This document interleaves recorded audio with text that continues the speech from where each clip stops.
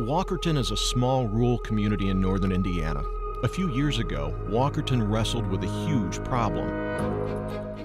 It reminded me of a third world country. Some of these houses had big holes in the floor. It was some of the worst housing I've ever seen. There was serious health and safety issues there. Infested with insects, bugs, cockroaches. The streets were so narrow, they couldn't get ambulances, fire trucks down the street. 90% of the police calls in the town came from that area. It was a real blight for the town. If you lived in West York, you were kind of one of those people. It wasn't a good environment for anyone.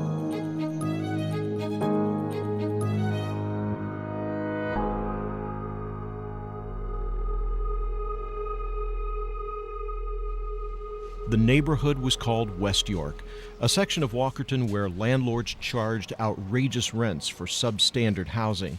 Some of the poorest people in St. Joseph County, Indiana lived there. West York was an embarrassment, a neighborhood without hope for a better future. The federal government needed housing for people during World War II for the ammunition plant over at Kingsbury. And so they built several neighborhoods in northern Indiana called plywood villages. The plan was after the war was over that they would be demolished, and obviously that didn't take place. These structures were built upon piers, so they had no foundations really. There was no insulation and no way to stop the wind from going underneath the homes to freeze up their pipes. Every winter we had 20 or more calls out there for frozen pipes, and that's per month. Having practically no functioning insulation, my gas bill is outrageous in the wintertime. The lady that lived in there that said that, hey, I don't need my house knocked down. I just need help paying my $600 a month electricity bill. A lot of these structures were duplexes, so you only had 400 to 500 square feet of living space in each half. Some of the landlords were making $700, $800 a month in rent off of these substandard homes that these people were willing to pay and live in because they didn't know any better. Renting to mostly new kids that are, I would say, 18 to 25, just starting out on their own. One house, the bathtub was falling through the floor, and the people were paying $400 a month to rent it. Over the years, the leadership of Walkerton tried to deal with the West York situation in a piecemeal fashion, but found that that didn't work. You had 208 families approximately living in a 13-acre area. Anytime a house came up for a tax sale, a fire, a burnout, somebody wanted to sell, the town would purchase those properties, and when they purchased them, then they would knock down the building, make a clean green space, and try to reduce density. That was a very slow process. Walkerton's leadership realized that only a comprehensive solution would work. Moving out the residents, demolishing West York completely, and building new homes. Here's the scope of the work. We're going to take a housing project, we're going to turn it into a cornfield, and we're going to take the cornfield and turn it into a new housing project. That dream could not be realized until a complex funding and investment plan was drawn up and multiple trusted partnerships established. We needed people who knew that area. We needed people that knew what this change was going to mean to the entire community of Walkerton. And that was the most important thing. We had Great Lakes Capital Fund. They came in early, and they saw the project and worked with us to assemble everything and explain the project to all their investors. We have to create something that the investors are going to look at and say, we're willing to take a chance on this because you have all the right people involved. People would have to bend over backwards in order to make it work, and we had the folks that were willing to do that. Thank you for inviting us today for this ceremony to celebrate the groundbreaking here at Walkerton for the Dogwood Estates.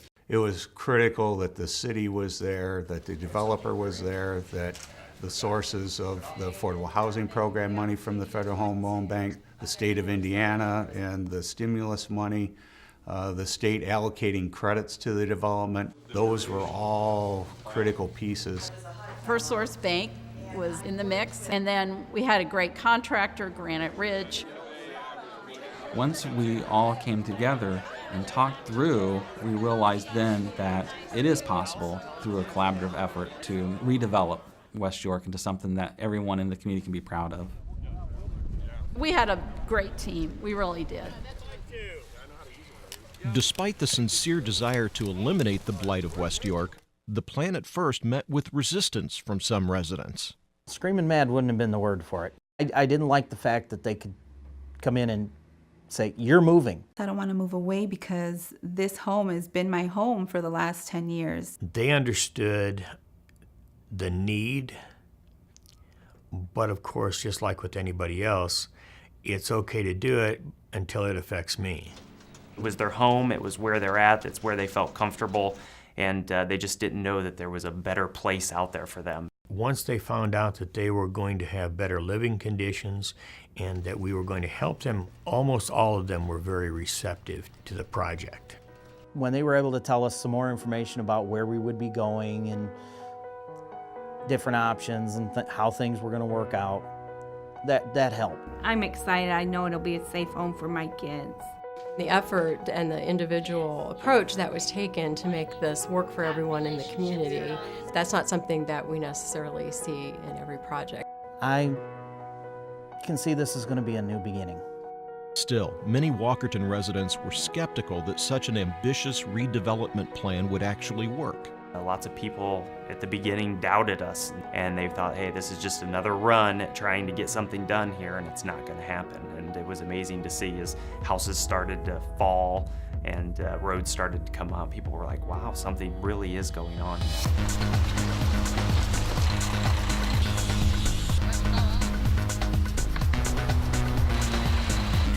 Transform this area from West York to Dogwood Estates. We put in new street names. We changed the whole street structure. We changed the entrances so it looked like a boulevard coming in. We buried all the utilities so that everything was underground. It cleaned the area up. We built 40 single-family, green, energy-efficient homes. They range from 2-bedroom homes to 4-bedroom homes, some ranch, some 2-story. We moved into Dogwood Estates December 1st. We were a little bit shocked. We didn't think it would be such a nice area. We have 3 kids, and we moved here just to have a nice environment for the kids. To be able to actually afford a home, a brand new home, with all the amenities and just how beautiful it is inside and outside in such a great family-oriented neighborhood, I never thought that would be possible. And again, because of the great people behind it, here I am. The home we live in now is a 4-bedroom, 2.5 bath, 2-car garage that's heated, and it came with all appliances, washer, dryer that were front loader, fridge, stove, and dishwasher. The utilities that I was paying out in my previous home were running about $550 a month. So far, I believe the utilities here combined will be about $200. So the cost savings there alone is amazing. As soon as the houses were built, they were filled. They are renting the houses from us. The rents range from $355 a month to $550 a month. We give them a credit for each year that they live in the home. And then in year 15, they will have the option to buy the houses at a phenomenally discounted rate. We do home inspections twice a year to make sure that the upkeep is being done and that it will not go back to a West York type project. People are taking some pride in home ownership and what they have. They're taking care of their houses, they're taking care of their yards. The plan all along was we don't want these houses. We want these houses to go to the people. And so as soon as they are done with their 15 years, this is going to be their home forever. For the residents who lived here before, while it was still West York, people helped them find new homes, better homes. So it's a win-win for everybody, the community, the old residents, and then the new residents. It's brought economic development to the area. There's a brand new grocery store, there's retail. This is a great place to be now. The town of Walkerton has rewritten a dark story, transforming the blight of West York into the bright promise that is Dogwood Estates. People finally named what was wrong, committed themselves to change, and came together to make it happen. The satisfaction I get is I know that the people that we moved out of the West York area, we have improved their life and their lifestyle. We've touched almost 200 families. Indiana takes a lot of pride in our rural communities, and it can be replicated. It can't be carbon copied because it is unique to Walkerton. But when you talk about engaging the public, engaging local officials, making sure that you have the right partners, that can be duplicated in any rural community in Indiana. We've done others like it in Michigan and Indiana and Illinois, Wisconsin. Now we're going to take what we learned with Dogwood to that next opportunity. Change is possible. Walkerton is a prime example that it really can happen. Somebody stood up finally and said, we're going to do this. And that's the heart of the story. And that's the thing, if there's a takeaway for anybody to learn from this, it's that.